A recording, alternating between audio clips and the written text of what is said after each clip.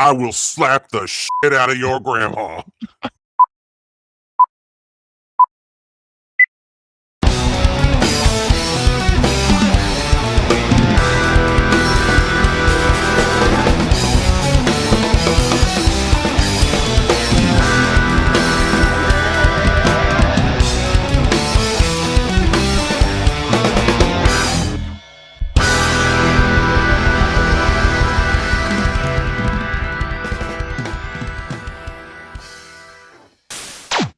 Hello, welcome back to Out on That Line podcast. I'm Jeff with my co-host Alex. As always, Alex, how you doing this week?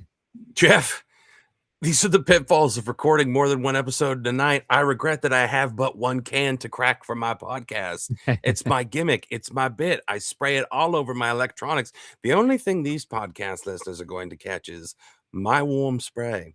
So unfortunately, this one is always open, but I'm ready to go. How you doing? I am doing fantastic because we have another album to review this week, and it's going to be Ratboys, Singin' to an Empty Chair.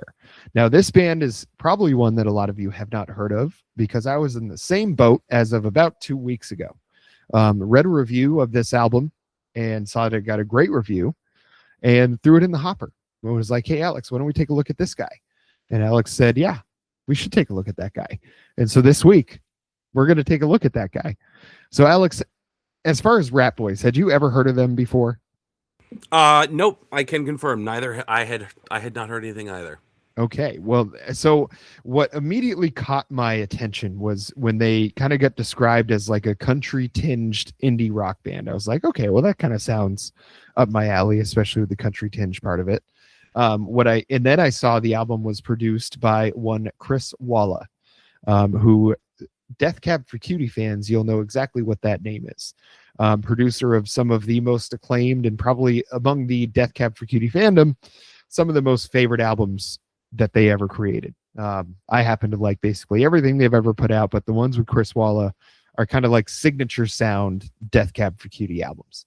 And you especially hear that, I think, in the song Light Night Mountains, All That. The album Narrow Stairs specifically, the guitar sound on that song compared to the like guitar sounds you get on the Narrow Stairs album and some of Plans as well, just you can tell that this was a Chris Walla produced album. Very much so. And also in terms of like the lyrical and thematic content on this, all very much at home with that whole like Death Cab ethos. This was very interesting because when after you recommended it and I started looking up just like little tidbits, the thing that I saw that was kind of constantly coming up was emo country. And I said, that could go one of two ways. Or that could really potentially fall flat on its fucking face and be terrible. Or it could be kind of interesting. And I was like, now I thought, Midwest emo was sort of country emo, but not really. It doesn't retain the characteristics of like true country music, which this definitely does. So you go, how can a group like this open for Pup?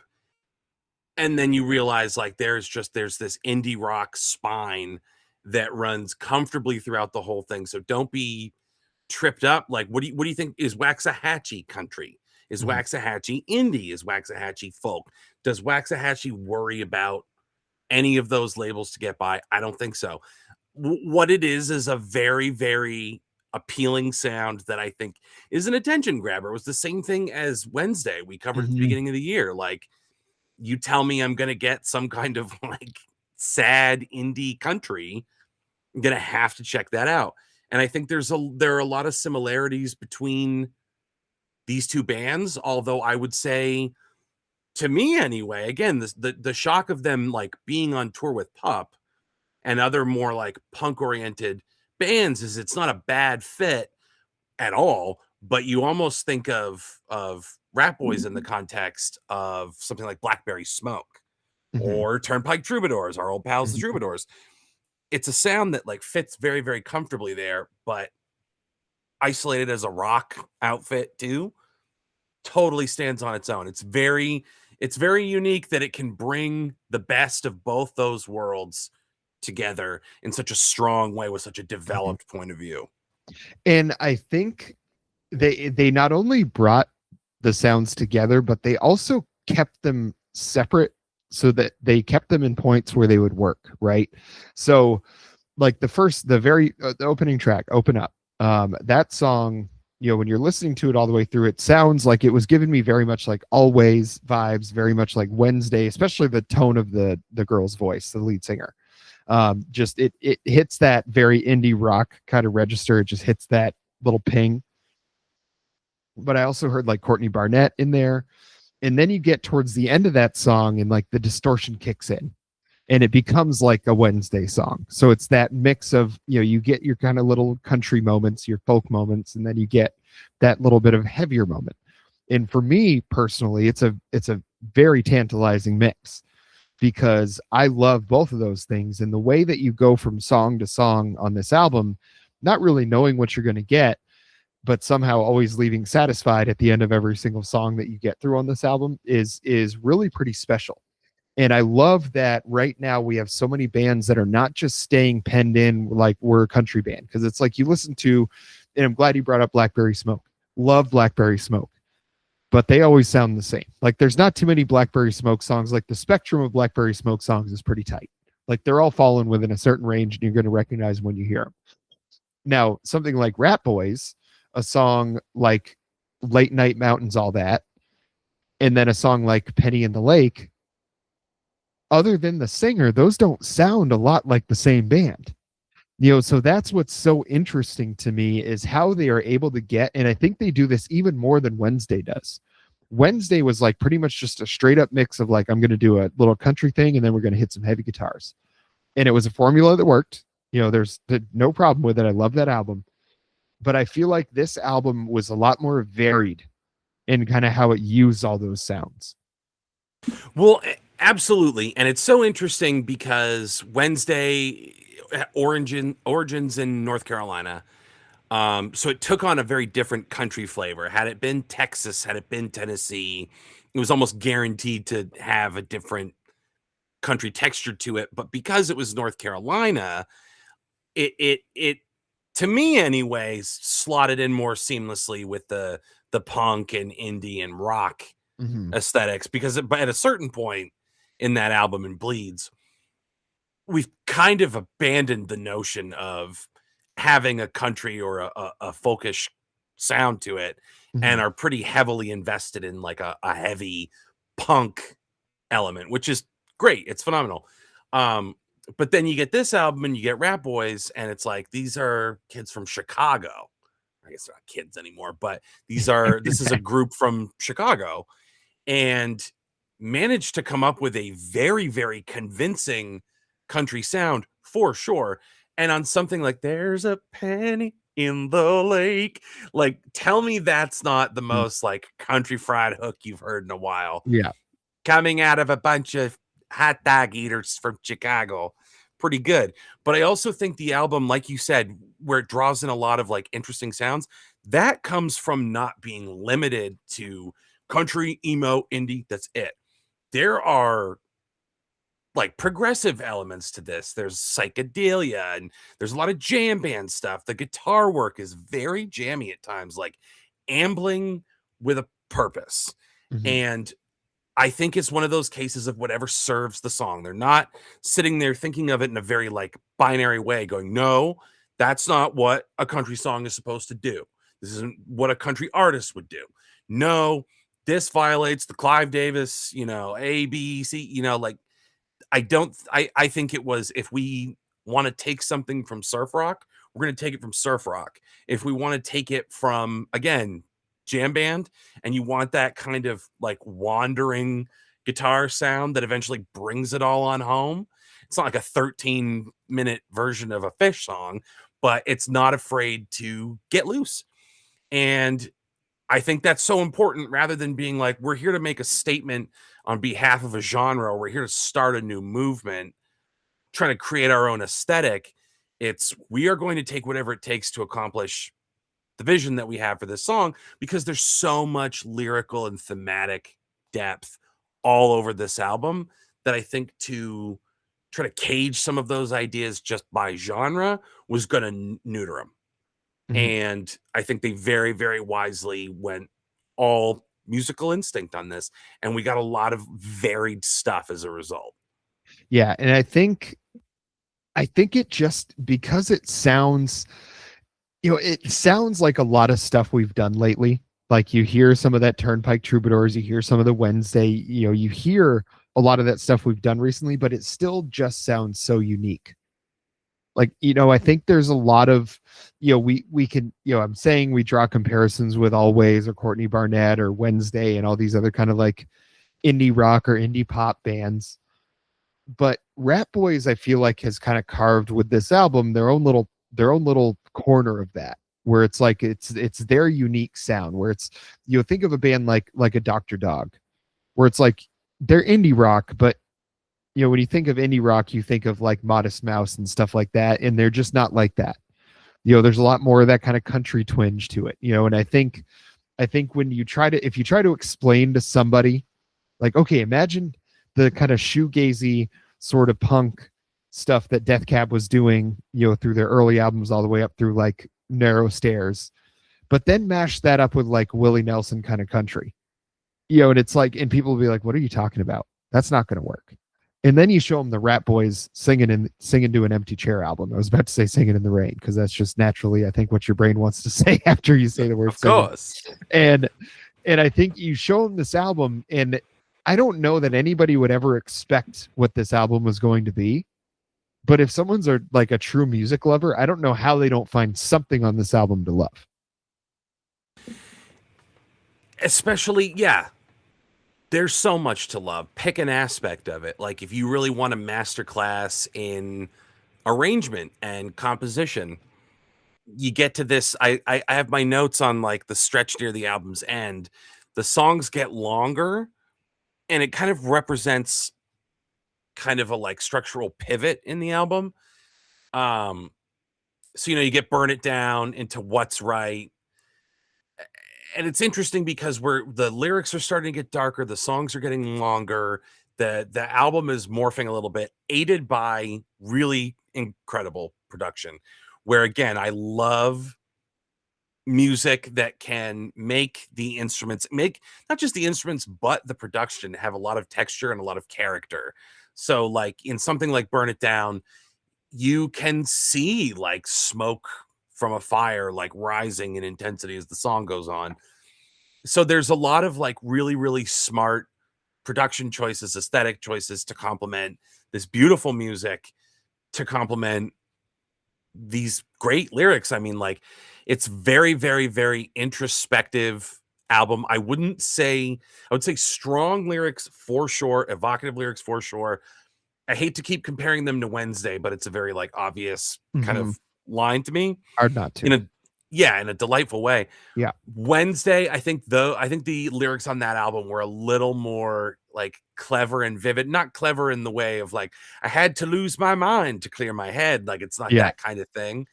It's just like, again, gas station sushi, and I kicked my meth dealer in the head. And I feel like it painted a picture a little better than the Ratboys does. Very specific scenes, absolutely, and characters. And this is more, I think, suggested without like assigning it to like, so is a real estate novelist. Like, it doesn't really go that far. But I think there's so much pleasure in like the really fun, really beautiful beginning of this album, heading into a like more dark and complicated back end to it. Yeah, this is, and I think the song specifically to me is, sorry, is it What's Right? Is that the one? Yes, What's Right. That you talking about one of the long ones, but this was the one where I think like the storytelling. I think when you're talking about things kind of winding down, getting darker at the end, like this song to me is absolutely that, where it's like, my subconscious is a man. He softly says to me, I'll be there when you need me to. I'll hold you when you sleep. And every last impression I had before I turned away was feeling so damn comfortable, even though I couldn't stay.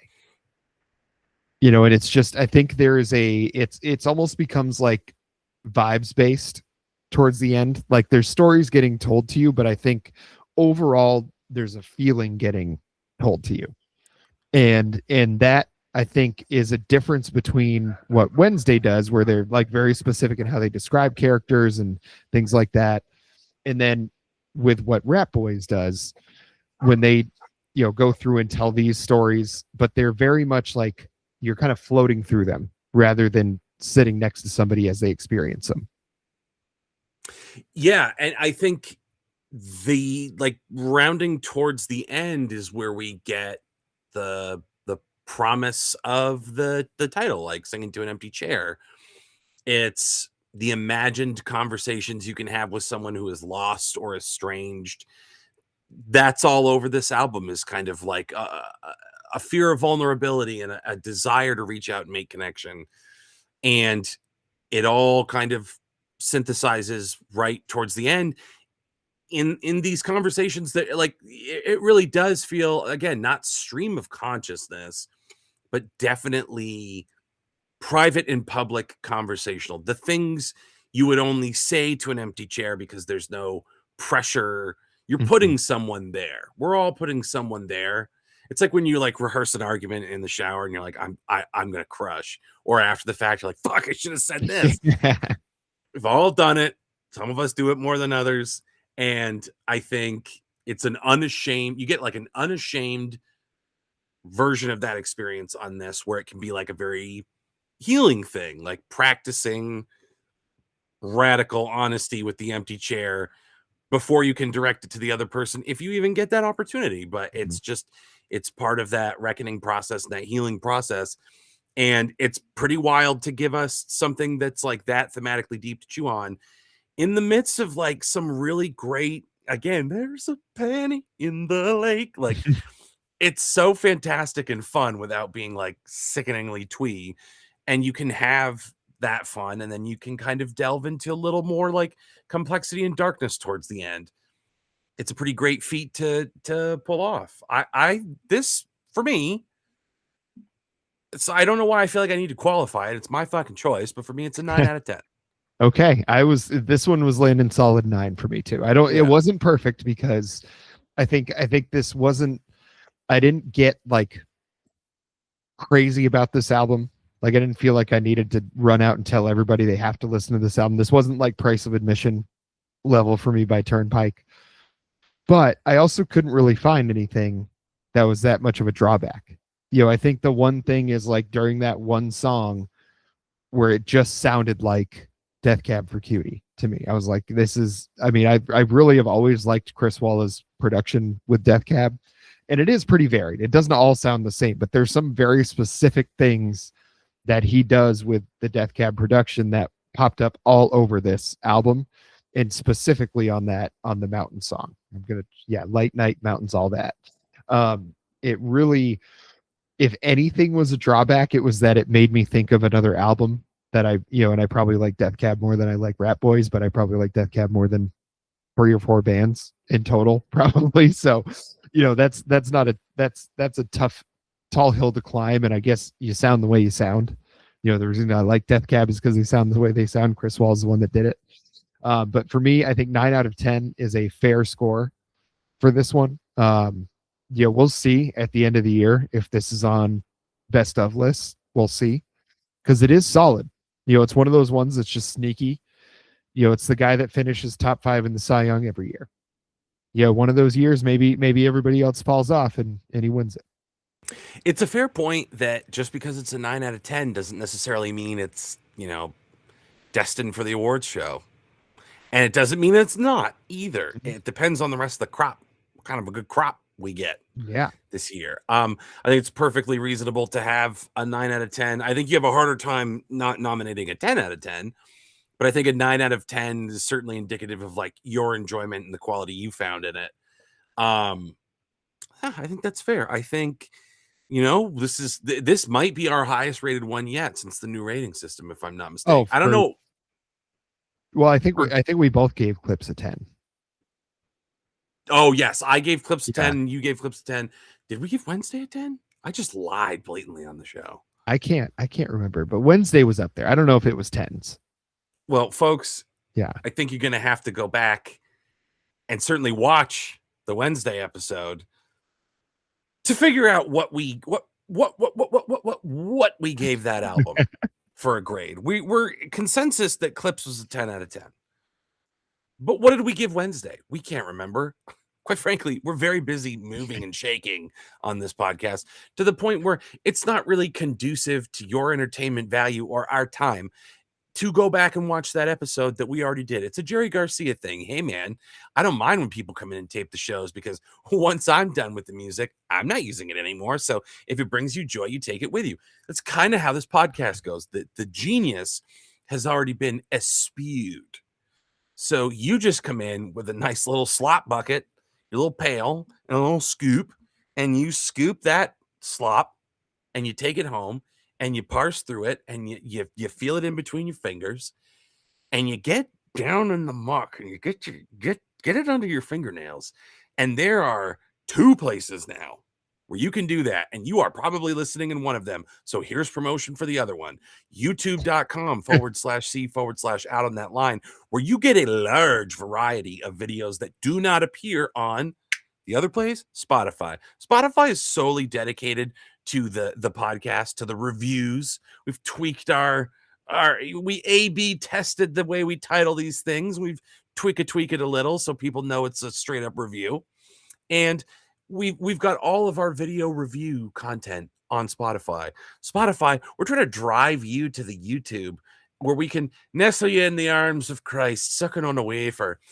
And we will provide you with entertainment and comfort and knowledge. It's a win-win-win. And those are rare in today's fucking awful society. So let us be a safe harbor for you in these troubled times on choppy waters.